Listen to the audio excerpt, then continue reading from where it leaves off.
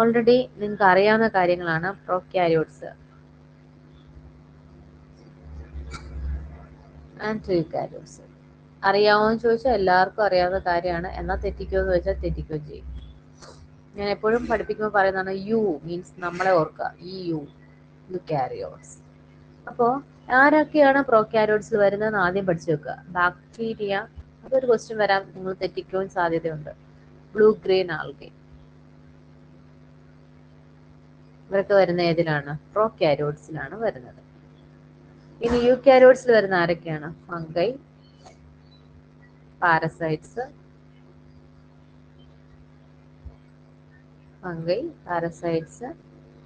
Plants, higher animals, അവരെല്ലാവരും വരുന്ന ഏതിലാണ്? യൂക്കാരിയോട്സിലാണ് വരുന്നത്. അപ്പൊ ഈ ബ്ലൂ ഗ്രീൻ ആൽഗെ ഒഴിച്ച് മറ്റു ആൽഗെ എല്ലാം വരുന്നത് യൂക്കാരിയോട്സിലാണ് കേട്ടോ. ഇനി ഈ പറഞ്ഞ പോലെ പ്രോക്യാരിയോട്സിന് എല്ലാം വെൽ ഡെവലപ്ഡ് അല്ല, യൂക്കാരിയോട്സിന് പക്ഷെ എല്ലാം വെൽ ഡെവലപ്ഡ് ആണ്. കുറച്ച് ഫീച്ചേഴ്സ് അങ്ങോട്ടും ഇങ്ങോട്ടും വ്യത്യാസമുണ്ട്.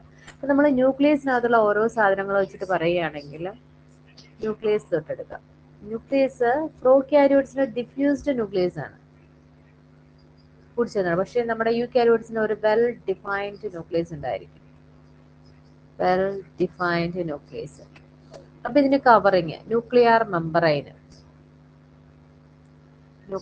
മെമ്പറൈന് ആബ്സെന്റ് ആണ് ആർക്ക്? പ്രോക്യാരിയോട്സിന്. ന്യൂക്ലിയോലസ് ആബ്സെന്റ് ആണ്.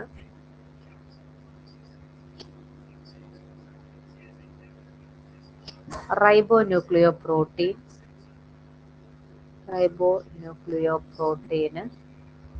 ആബ്സെന്റ് ആണ്. അപ്പൊ ഈ പറഞ്ഞ എല്ലാ സാധനങ്ങളും എന്ന് വെച്ചാൽ ന്യൂക്ലിയർ മെമ്പറൈൻ, ന്യൂക്ലിയോലസ്, റൈബോന്യൂക്ലിയോപ്രോട്ടീൻ, ഇതെല്ലാം ആർക്കുണ്ട്? നമ്മുടെ യൂക്കാരിയോട്സിനുണ്ട്. അപ്പൊ പ്രോക്യാരിയോട്സ് എന്ന് പറഞ്ഞാൽ ബാക്ടീരിയ, ബ്ലൂ ഗ്രീൻ ആൽഗയാണ്. അതർ ആൽഗയും fungus, parasites, plants, higher animals, നമ്മൾ ഉൾപ്പെടെ എല്ലാവരും വരുന്നത് യൂക്കാരിയോട്സിലാണ്. ഇപ്പൊ ന്യൂക്ലിയസിന്റെ കാര്യം തൊട്ടുകൊടുക്കുകയാണെങ്കിൽ ഡിഫ്യൂസ്ഡ് ന്യൂക്ലിയ ആണ് നമ്മുടെ പ്രോക്യാരിയോട്സിന്, ഒരു well defined well developed nuclei ആണ് യൂക്കാരിയോട്സിന്. അതുകൊണ്ട് തന്നെ ആ ന്യൂക്ലിയസിന് ഒരു ന്യൂക്ലിയർ മെമ്പറൈനും അതിനകത്ത് ന്യൂക്ലിയോലസും റൈബോ ന്യൂക്ലിയോ പ്രോട്ടീനും ഒക്കെ ആർക്കുണ്ട്? യൂക്കാരിയോട്സിനുണ്ട്. പക്ഷെ ഇതെല്ലാം ആർക്ക് ആബ്സെന്റ് ആണ്? പ്രോക്യാരിയോട്സിന് ആബ്സെന്റ് ആണ്. നെക്സ്റ്റ് സെൽ ഡിവിഷനെ കുറിച്ച് പറയാം.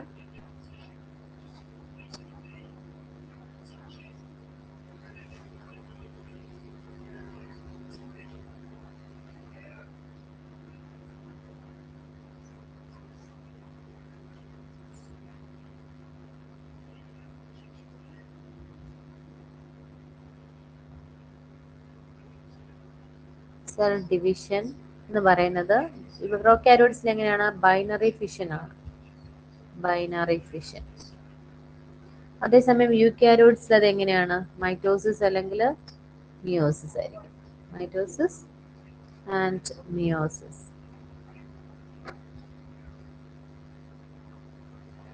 Mitosis, meiosis. മിയോസിസ് MEIOSIS ആണ്.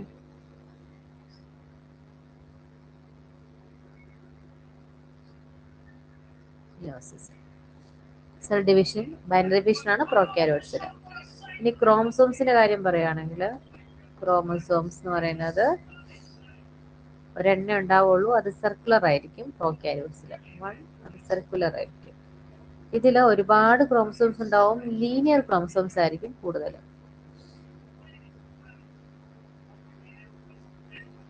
ഇനി എക്സ്ട്രാ ക്രോമസോമൽ DNA എന്ന് പറയുന്നത് എക്സ്ട്രാ ക്രോമസോമൽ DNA.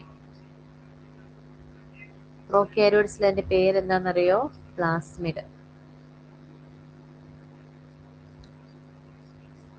അതിന്റെ പേര് യൂക്കാരിയോട്ടിൽ എന്താ അറിയോ? മൈറ്റോകോൺഡ്രിയ.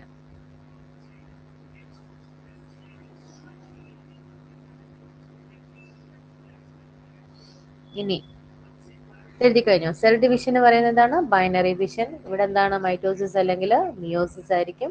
ഒരു ക്രോമസോംസേ ഉണ്ടാവുള്ളൂ, അത് സർക്കുലർ ആയിരിക്കും. ഇവിടെ ഒരുപാട് ക്രോമസോംസ് ഉണ്ട്, അത് ലീനിയർ ആണ്.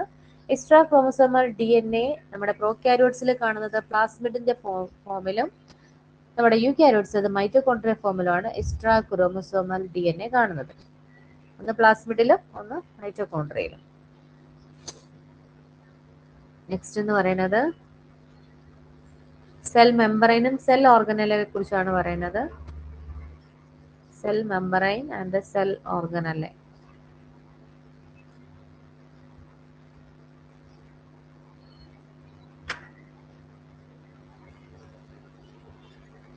സെൽ മെമ്പറൈൻ എന്ന് പറയുന്നത് cell membrane does not contain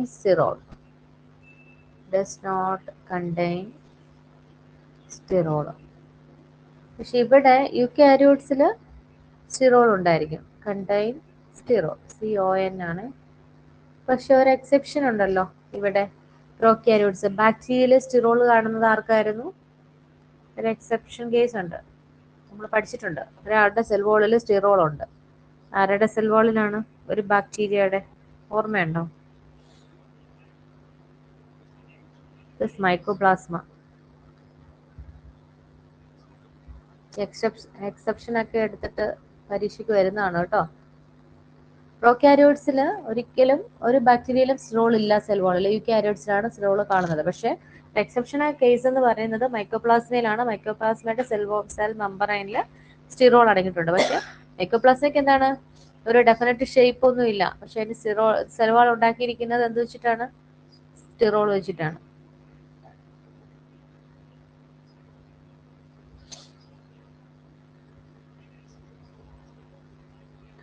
mitochondria പ്രോക്യാരിയോട്സിന് absent ആണ്. യൂക്യാരിയോട്സിൽ പ്രസന്റ് ആണ്. റൈബോസോം എന്ന് പറയുന്നത് 70S സബ് യൂണിറ്റ് ആണ് നമ്മുടെ പ്രോക്യാരിയോട്സിൽ, 80S സബ് യൂണിറ്റ് ആണ് യൂക്യാരിയോട്സിൽ. നെക്സ്റ്റ്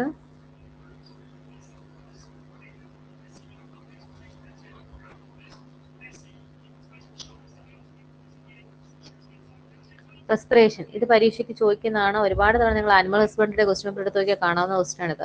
സൈറ്റ് ഓഫ് റെസ്പിറേഷൻ പ്രോക്യാരിയോട്ടില്, അല്ലെങ്കിൽ റെസ്പിറേറ്ററി സെന്റർ എന്നൊക്കെ പറഞ്ഞായിരിക്കും ചോദിക്കുന്നത്.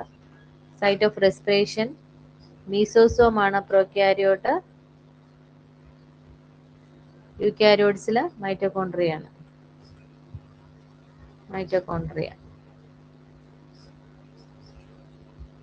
പിനോസൈറ്റോസിസ് പ്രോക്യാരിയോട്സിൽ ആബ്സെന്റ് ആണ്. പിനോസൈറ്റോസിസ് ആബ്സെന്റ് ആണ്.